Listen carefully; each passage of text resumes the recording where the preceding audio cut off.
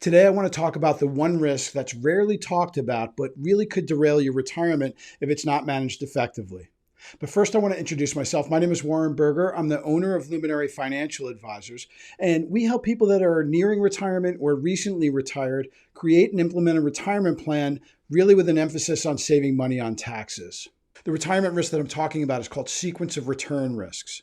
And this refers to the idea that the timing and sequence of poor returns in your portfolio could ultimately have a lasting impact on how long your portfolio will last in retirement. It means that if you start taking money out of your retirement investments at a time when you have a market downturn, you're going to be depleting some of those assets and looking for returns over time, but now you're starting with a lower base. So it actually will decrease the potential amount that you have at the end of your retirement. So you can have two retirement accounts that, let's just say they had an average investment return of 8% over a 20-year period.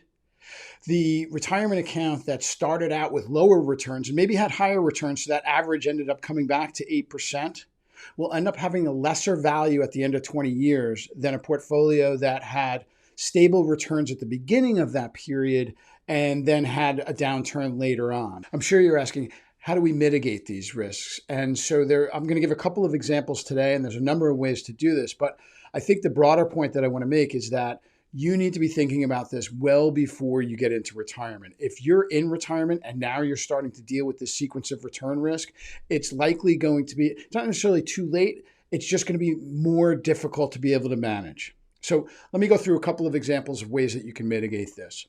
The first one is to use a dynamic spending strategy when it comes to utilizing your retirement assets. This just means that you're going to adjust your spending when you're seeing large fluctuations in the market, especially at the beginning of your retirement. One approach to dynamic spending is utilizing a guardrail strategy. A guardrail strategy is basically set up to say that if you start with a certain percentage that you're taking from your retirement portfolio, if there's a fluctuation in that percentage within a certain amount, you're going to adjust your spending. So let's take an example. Let's just say that you have $1 million portfolio and you've decided that you're going to take 5% of that portfolio each year for your spending needs. In this case, that would be $50,000 of the $1 million portfolio. If that 5% was to move within 20% either way, you're going to make an adjustment to your spending. So in this example, let's just say that that $1 million portfolio now had gone down. There was a market downturn, and now that $1 million portfolio is now worth $833,000. And that's exactly the number that would put your 5% withdrawal rate now would be at 6%. You're now taking out more of that lesser amount based on a percentage terms. So once we see that 20% raising of 5% to 6%, which is 20%, we would decrease your spending by a 10%.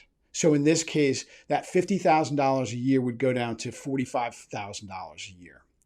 And we could, that dynamic spending means that if markets come back up again within a certain period of time, we can raise that spending. And just like you had throughout your life, factors change. You might have lost a job at some point. You might have had increased expenses for something, and you made adjustments to your spending.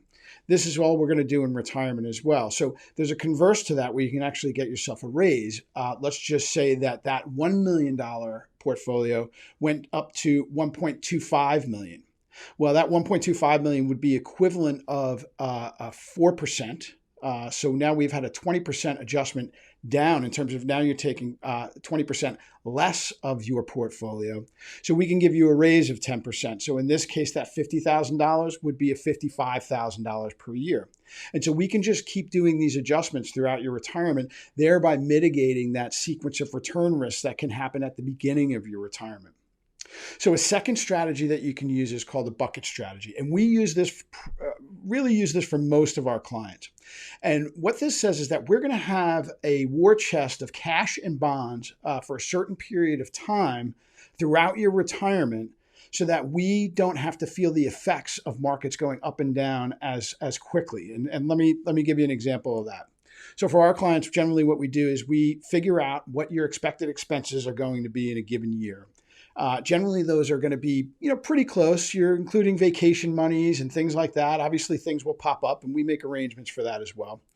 But what we would do is we'd figure out those 2 years of expenses, and we'd keep 2 years of your assets in cash. Okay, that means we have readily liquid funds available for a total of 2 years. Now, the next 3 years we would keep in fixed income or bonds.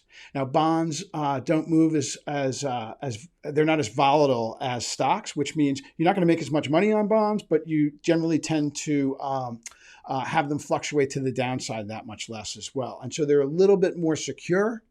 And so we're looking at combining that 2 years of cash with that 3 years of bonds to really give you 5 years of a cushion if there was to be a market downturn before the rest of your assets, which are now going to be in stocks, have a time to come back.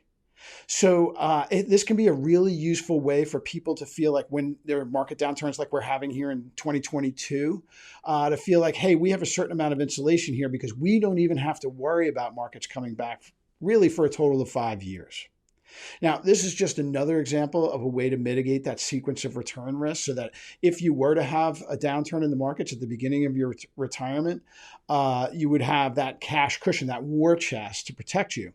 But here's the thing. You have to set up that war chest well before that you're starting to retire, right? You're going to want to, at the point of retirement, have 5 years of that cash and bonds in place, which means it takes a bit of preparation, usually 2 to 3 to 5 years before you're retiring. You want to start to put these things into place. You might want to check out some of the other videos I have here that goes a little bit deeper into each of these withdrawal strategies. But ultimately, I just want you to have in your head that, as you get closer to retirement, there's more to think about than just Social Security, Medicare, taxes. You really want to think about how your investments are going to be structured so that they'll last throughout your retirement. I hope this has been helpful for you. If you look in the comments section down below, I have some links available to some checklists and flowcharts that I think are really helpful as you approach retirement. And if you'd like to have a complimentary call about your personal financial situation, I also have a link there to my personal calendar. Feel free to schedule a chat on a day and time that works for you, and hopefully we can help you with your financial situation as well. Thanks, and I can't wait to see you again on our next video.